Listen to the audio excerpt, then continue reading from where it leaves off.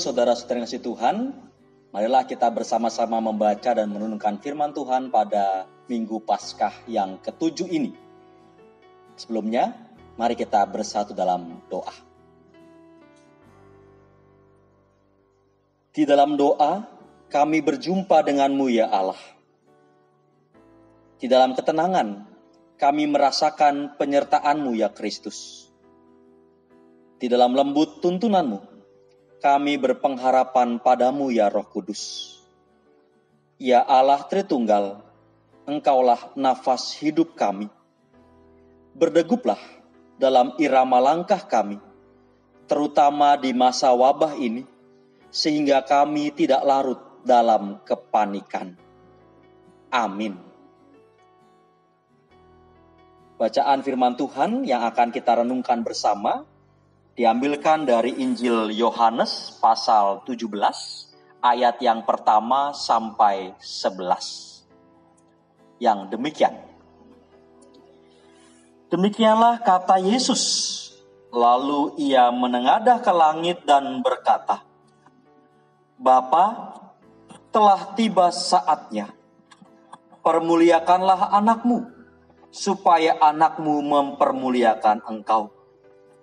Sama seperti engkau telah memberikan kepadanya kuasa atas segala yang hidup, demikian pula ia akan memberikan hidup yang kekal kepada semua yang telah engkau berikan kepadanya. Inilah hidup yang kekal itu, yaitu bahwa mereka mengenal engkau, satu-satunya Allah yang benar, dan mengenal Yesus Kristus yang telah engkau utus. Aku telah mempermuliakan engkau di bumi dengan jalan menyelesaikan pekerjaan yang engkau berikan kepadaku untuk melakukannya. Oleh sebab itu ya Bapa, permuliakanlah aku padamu sendiri dengan kemuliaan yang kumiliki di hadiratmu sebelum dunia ada. Aku telah menyatakan namamu kepada semua orang yang engkau berikan kepadaku dari dunia.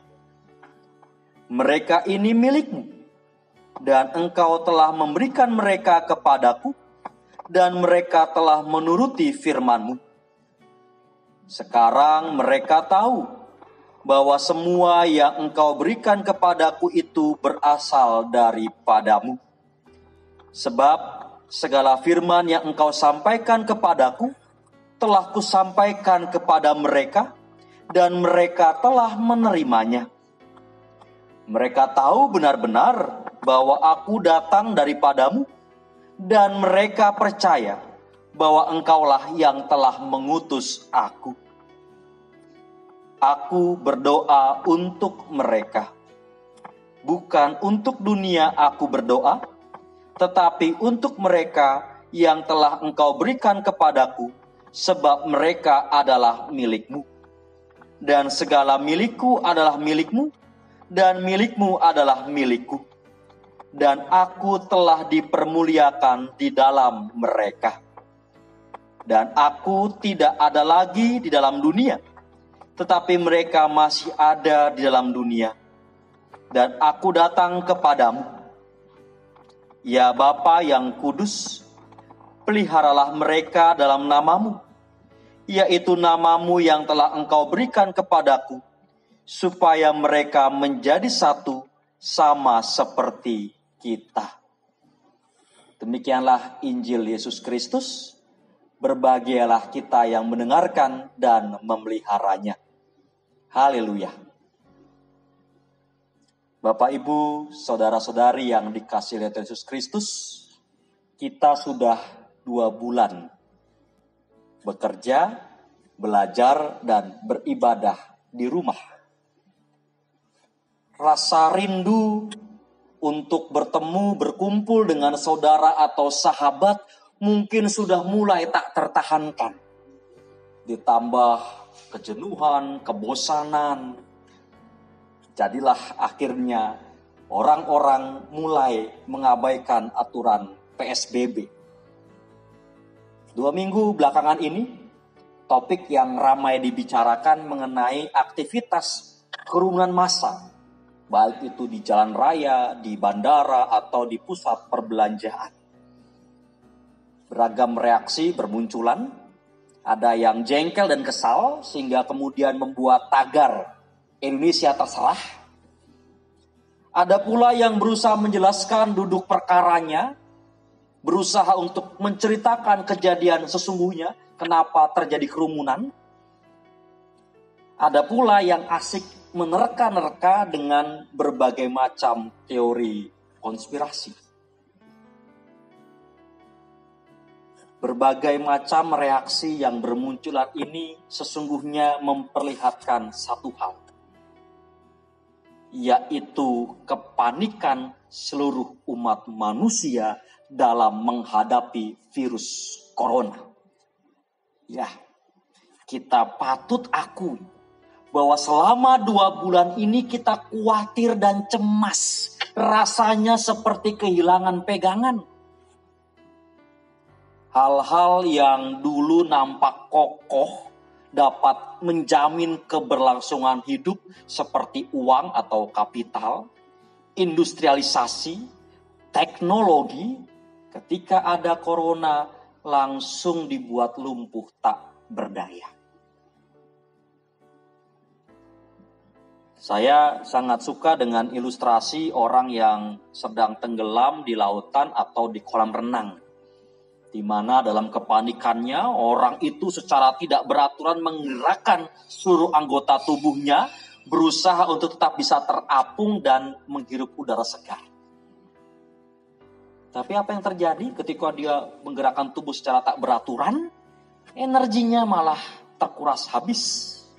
Selain itu, tubuh yang bergerak tidak beraturan itu membuat orang lain kesulitan untuk mendekati dan menolongnya. Bisa jadi orang yang mau menolong malah kena pukul atau kena tendang. Lantas, dalam situasi sedang tenggelam di lautan atau di kolam renang, apa yang harus kita lakukan supaya bisa selamat? Kuncinya cuma satu. Tenang, rileks, santai. Tubuh diposisikan seperti sedang berbaring tidur dengan kaki dan tangan terentang, tidak tegang, tidak kaku. Maka dengan sendirinya tubuh kita ini bisa terapung. Nama teknik ini adalah teknik UIT Mate. Ada video yang bisa kita saksikan tentang teknik ini.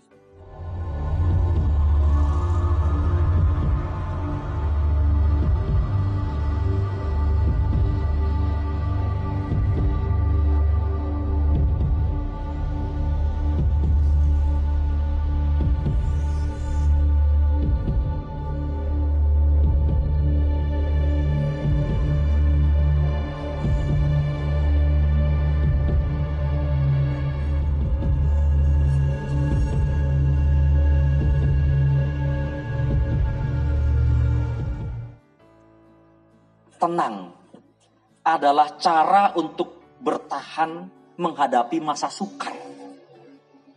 Itulah pula yang dilakukan oleh Tuhan Yesus kepada para muridnya. Injil Yohanes pasal 17 yang kita baca pada hari ini menceritakan kejadian sesaat sebelum Tuhan Yesus disalib. Yesus tahu bahwa para muridnya tentu akan merasa sangat bersedih karena tidak bisa lagi berjumpa secara fisik dengannya. Maka sebelum Yesus menuju kesengsaraannya, Yesus kemudian mengajak para muridnya untuk berkumpul dan berdoa. Doa membuat kita menjadi tenang. Sebab di dalam doa kita menyatu dengan Allah. Martin Luther pernah mengatakan bahwa Allah itu adalah Dia yang darinya kita mengharapkan segala yang baik dan kepadanya kita lari dari segala kesesakan. Allah selalu mendukung dan menyokong kehidupan kita sehingga kita menjadi tenang. Di dalam ketenangan, kita tetap dapat melaju menjalani kehidupan ini sampai tuntas. Sebagaimana yang diteladankan oleh Tuhan Yesus, meski menapaki jalan derita menuju Bukit Golgota, namun ketenangan membuatnya dapat menuntaskan tugas panggilan dari Bapa. Ketuntasan ini membuat nama Yesus dipermuliakan, sekaligus Yesus mempermuliakan Bapa di surga. Pemahaman ini dengan gamblang diungkapkan dalam Filipi 2 ayat 8-11. Di sana kalau kita baca ada ayat yang berbunyi demikian. Dan dalam keadaan sebagai manusia, ia, ini Yesus, telah merendahkan dirinya dan taat sampai mati, bahkan sampai mati di atas kayu salib. Itulah sebabnya Allah sangat meninggikan dianya Yesus, dan mengaruniakan kepadanya, Yesus, nama di atas segala nama, supaya dalam nama Yesus bertekuk lutut segala yang ada di langit dan yang ada di atas bumi dan yang ada di bawah bumi, dan segala lidah mengaku Yesus Kristus adalah Tuhan bagi kemuliaan Allah Bapa. Dan karena Tuhan Yesus telah menuntaskan tugas panggilannya, maka setiap orang yang mengikutinya sampai tuntas juga akan dipermuliakan oleh Bapa. Di dalam keyakinan semacam inilah Rasul Paulus berani mengatakan dalam 2 Timotius 4 ayat yang ke-8, sekarang telah tersedia bagiku mahkota kebenaran yang akan dikaruniakan kepadaku oleh Tuhan, Hakim yang adil pada harinya. Tetapi bukan hanya kepadaku, melainkan juga kepada semua orang yang merindukan kedatangannya. Rasul Paulus dengan berani menyatakan keyakinannya bahwa kalau dia sampai tuntas mengikut Yesus, maka dia akan menerima mahkota kehidupan. Begitupun semua orang percaya yang sampai tuntas melakukan tugas panggilan Bapa, dia akan dipermuliakan dengan menerima mahkota kehidupan, dan dari kehidupan yang sudah dilaluinya itu, dia mempermuliakan Sang Bapa. Dengan demikian, menjalani tugas panggilan sampai tuntas merupakan tanggung jawab setiap orang yang mengaku percaya pada Tuhan Yesus. Dalam doanya, Tuhan Yesus mengucapkan, inilah hidup yang kekal itu, yaitu bahwa mereka mengenal Engkau satu-satunya Allah yang benar dan mengenal Yesus Kristus yang telah Engkau utus. Kata mengenal tentu berbeda arti dari kata mengetahui. Mengenal itu lebih dalam daripada sekedar tahu. Sebab mengenal tidak hanya mengandaikan perjumpaan, tetapi lebih intim lagi, yaitu hidup bersama. Maka orang Kristen adalah orang yang hidup bersama dengan Allah, dengan mempraktekkan laku hidup yang bertanggung jawab sampai tuntas atau sampai akhir hidupnya. Hidup bersama Allah itu tidak bisa hanya separuh jalan saja. Saat sedang suka atau sedang gembira saja. Atau lalu ketika sedih meninggalkan Tuhan. Atau sebaliknya, saat sedang susah berseru kepada Allah minta tolong, tapi ketika sudah ditolong, sudah senang hidupnya, Allah ditinggalkan. Nggak bisa. Hidup bersama Allah tidak bisa hanya setengah-setengah. Hidup bersama Allah itu seumur hidup dengan seutuhnya. Itulah sebabnya tema kita minggu ini adalah nafas hidup. Yesus mengajak kita untuk bertemu dengan Sang Bapa di dalam doa, intim dengannya dan hidup bersamanya, sehingga kita menjadi tenang menjalani keseharian hidup kita di masa wabah ini. Oleh karena itu, Bapak Ibu, Saudara-saudara Tuhan, tetaplah tenang di rumah, rajin cuci tangan, gunakan masker kalau berpergian dan selalu jaga jarak aman, dan yang terutama, bertekunlah di dalam doa. Amin. Mari kita berdoa. Di dalam doa kami merasakan kesatuan dengan-Mu ya Allah, sekaligus juga kesatuan dengan seluruh saudara sepersekutuan, bahkan dengan seluruh umat manusia. Kami percaya Engkau selalu menyertai saudara-saudara kami, sama seperti Tuhan menyertai kami. Terutama bagi saudara-saudara kami yang sedang berada dalam kondisi sakit, tolong kobarkan semangat dalam hatinya, sehingga selalu bersuka cita dan berpengharapan. Di tengah pandemi ini, kami bergumul dengan persoalan ekonomi, sebab semua bisnis lesu dan melambat. Beberapa di antara kami mengalami pengurangan pendapatan, bahkan dirumahkan. Tolonglah kami untuk saling terbuka, saling memperhatikan, saling menolong, sehingga kami dapat saling berbagi. Kami percaya Engkau selalu mencukupkan kebutuhan hidup kami. Ya Allah, sebagai gereja, ajarkanlah kami untuk terus setia memupuk pengharapan di tengah dunia yang cemas dan panik saat ini. Engkau memelihara persekutuan kami dengan cinta kasih, maka kami pun juga memancarkan cinta kasih itu kepada dunia. Tolonglah para pemimpin bangsa-bangsa agar berhikmat dalam mengambil berbagai keputusan di tengah masa wabah ini.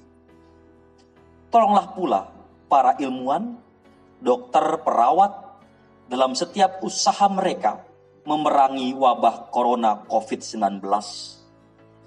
Ajarkanlah kami untuk mematuhi aturan kesehatan yang telah ditetapkan, begitupun aturan PSBB, sehingga kami dapat membantu memutus penyebaran COVID-19 ini. Di dalam iman dan pengharapan yang bertumpu pada Sang Kristus, kami haturkan doa syafaat ini, dan kami sempurnakan dengan doa Bapa kami.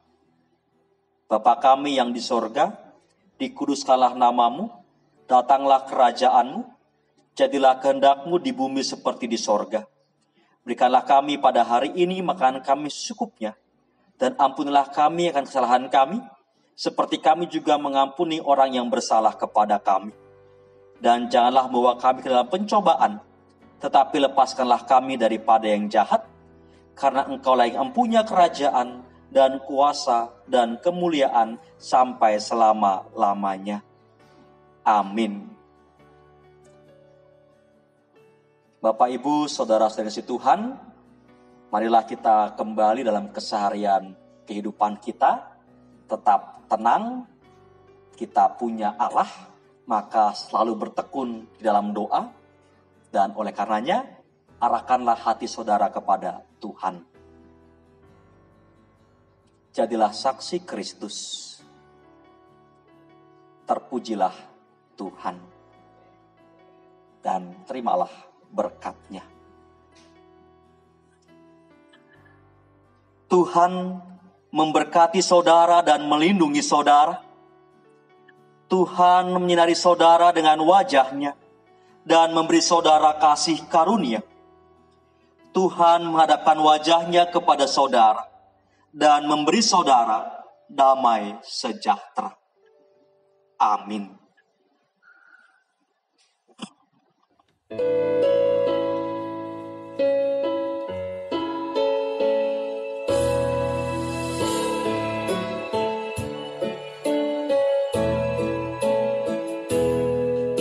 Usahaku tak berdaya berputus asa, hanya Kau hadapan dalam hidupku.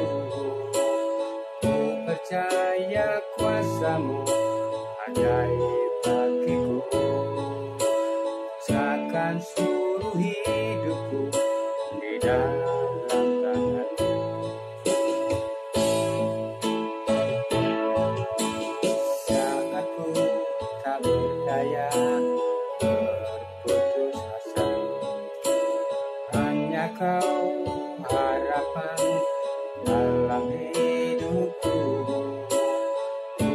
percaya kuasa-Mu ajaib bagiku. Ku serahkan seluruh hidupku di dalam tangan-Mu.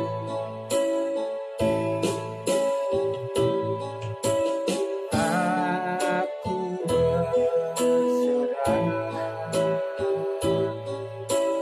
aku berserah,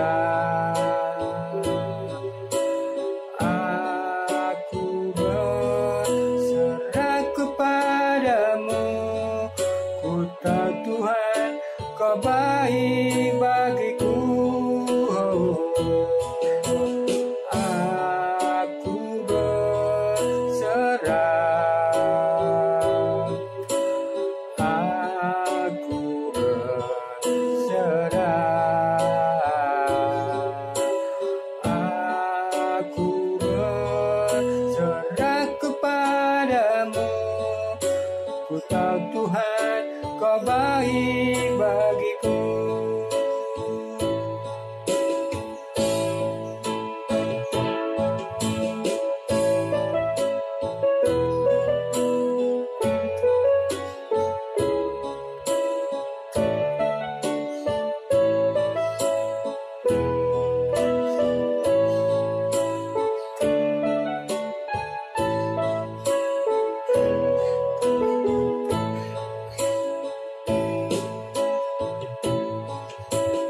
Saat ku tak berdaya dan putus asa, hanya Kau harapan dalam hidupku.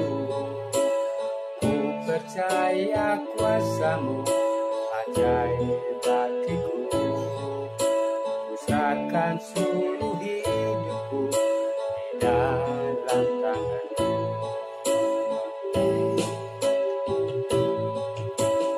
Aku berserah,